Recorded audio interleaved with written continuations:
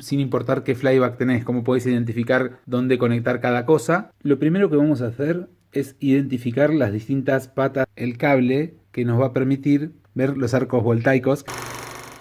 Hola, ¿qué tal amigos?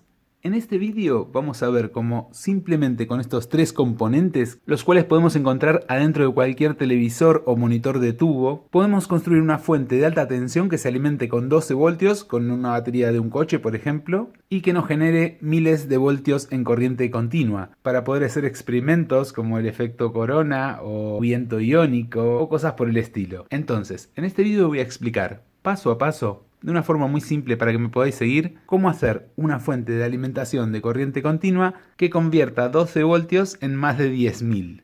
Recordad que esto es alta tensión, solo puede ser hecho por profesionales, gente que trabaje con alta tensión y que simplemente quiera hacer una fuente de una manera muy simple. Esto no puede ser hecho por gente que no tenga conocimiento profundo en la materia. La verdad que ya echaba en falta hacer un vídeo de estos prácticos.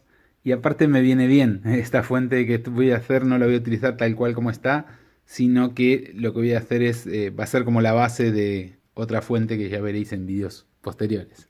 El primer componente que necesitamos es el flyback, es bastante fácil de identificar. Este en particular vas a ver que tiene este cable que le da una vuelta al núcleo de ferrita, pero no os preocupéis, lo podéis ignorar este cable porque no es realmente necesario. En un vídeo anterior explico cómo se extrae, este se puede considerar si se quiere como una segunda parte de ese vídeo. Y hoy voy a estar dando todas las instrucciones para que lo podáis hacer con cualquier flyback, no tiene por qué ser exactamente este. Por eso este vídeo tal vez sea un poco largo, porque voy a estar explicando cómo podéis hacer el proceso sin importar qué flyback tenés, cómo podéis identificar dónde conectar cada cosa para poder dejarlo funcionando. Además del flyback, como segundo componente vamos a necesitar un transistor bipolar de tipo BJT. Este lo vamos a encontrar en el monitor muy cerca del flyback, normalmente están a unos pocos centímetros, y lo vamos a reconocer porque tiene tres patas. Puede ser que ahí también nos encontremos otros componentes con tres patas. En ese caso, lo que tenemos que hacer es buscar en internet el código que aparece en su encapsulado y con esto determinar qué tipo de componente es. Si es un transistor BJT, NPN es exactamente lo que necesitamos. En este caso yo le he adjuntado este disipador de aluminio, pero realmente no es necesario, no se va a calentar nada, así que lo podemos dejar desnudo. Yo se lo he puesto porque está sucio, tiene grasa siliconada de cuando lo he quitado, y he preferido guardarlo de esta manera. Y como tercer y último componente tenemos un potenciómetro. En este caso este es de 10K creo, no dice nada, pero si no lo pone, pero es de 10K porque lo he medido. Este en realidad no lo he sacado del monitor, pero los monitores y los televisores tienen varios de estos en la parte de atrás del tubo. En la plaqueta que se enchufa detrás del tubo suelen tener 2 o 3 de estos y podéis utilizar cualquiera de esos. Si lo vais a comprar, este por ejemplo es de 10K, vale perfectamente. Lo primero que vamos a hacer es identificar las distintas patas que nos interesan del flyback. El flyback, además de ser un transformador, tiene dentro una serie de diodos y un condensador. Estos están expuestos en distintas patas que cambian según el modelo y algunas veces la documentación no está disponible. Por eso hoy vamos a ver qué patas tenemos que identificar y cómo hacerlo. Como única herramienta vamos a utilizar este multímetro simple. Lo primero que vamos a hacer es identificar el primario. Para ello vamos a utilizar el multímetro en ohmios, en resistencia, en la escala más baja, 200 en este caso, y vamos a ir midiendo una por una todas las patas de la herradura hasta ver cuál nos da algo así como medio ohmio. En este caso, en mi flyback, el primario que está aquí tiene 400 miliohmios, una resistencia realmente baja. Podéis tener de 500, puede llegar a ser de un ohmio, no más de eso. Una vez que ya sabemos dónde está el primario, tenemos que encontrar el secundario. Para esto tenemos algunas pistas. Por ejemplo, ya sabemos que no es ninguno de estos dos pines. Y además que este es el positivo. Por aquí es donde nos van a salir los 10.000, 12.000, 15.000 voltios de tensión que entregue el flyback. Así que solamente nos queda por encontrar entre todos estos pines cuál es el negativo. Esto no lo podemos hacer con un tester midiendo en conductividad, porque dentro del flyback hay un montón de diodos puestos en serie que se quedan con unos 10 voltios. Así que aquí lo que vamos a necesitar es una fuente de alimentación, puede ser la batería con la que vamos a alimentar el propio circuito o una fuente de alimentación que tengamos por casa de 12 voltios, cualquiera. Yo en este caso voy a utilizar esta. Primero que nada vamos a colocar el tester en voltios, pero lo vamos a poner en 2 voltios. Luego voy a conectar el negativo de mi fuente de alimentación al positivo del flyback. El positivo de la fuente al positivo del tester. Y con el negativo del tester voy a buscar cuál es el negativo. Entonces aquí simplemente voy a tocar pata a pata.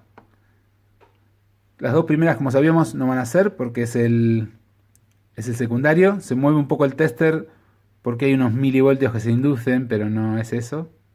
Puede ser que haya más de una pata que me dé tensión, pero la que más tensión me dé es el negativo. Aquí tenemos 733 milivoltios, pues está identificado.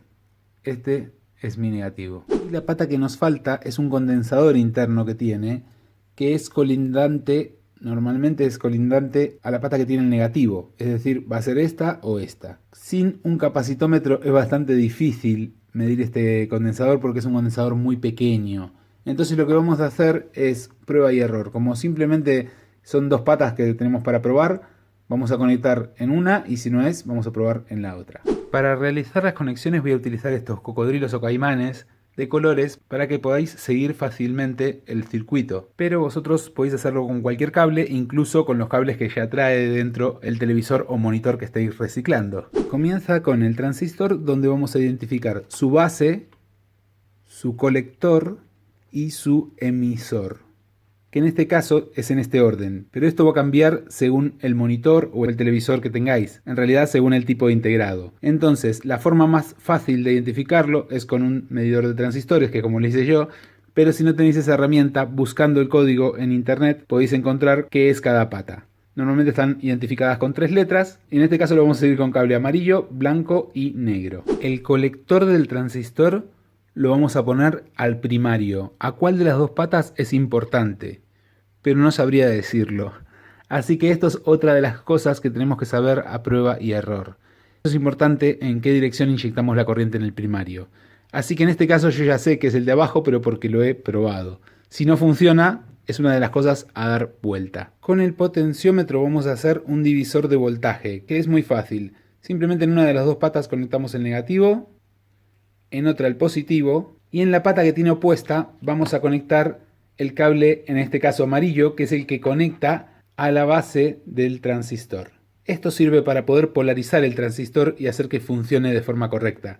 Se podría reemplazar con una resistencia fija una vez que conozcamos el valor, pero de esta forma lo podemos ajustar de una manera más simple. El cable de la salida del divisor de voltaje, el que está solo en el potenciómetro, o si el potenciómetro es de estos que tienen los tres en la misma hilera, el del medio, lo voy a conectar, como dije antes, a la base del transistor y ambos al negativo del secundario del flyback. Vamos a conectar el positivo al primario del flyback y también vamos a conectar aquí en el negativo del secundario el cable que nos va a permitir ver los arcos voltaicos que podemos generar. Hay que conectar el condensador ese que había que identificar. Voy a probar si es el pin de la izquierda a tierra. Finalmente quedan unir los negativos, los positivos, conectarlos a la fuente y probar si funciona.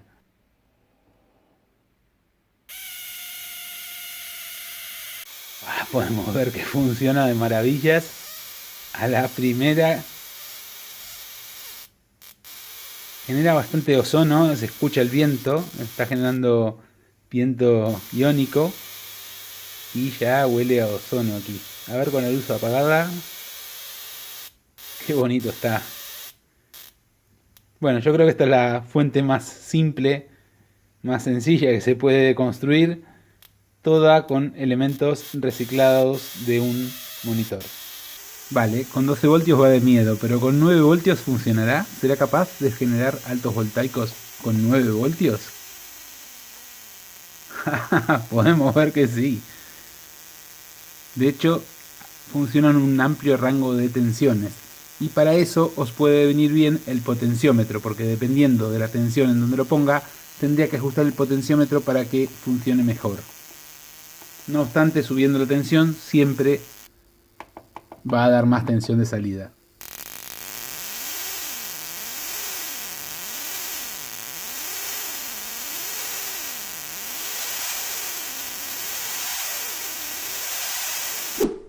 Bueno amigos, eso ha sido todo por hoy. Espero que os haya gustado el vídeo. Si es así, por favor, no dejéis de darle un me gusta. Así lo sé y sigo haciendo más vídeos como este. Adiós.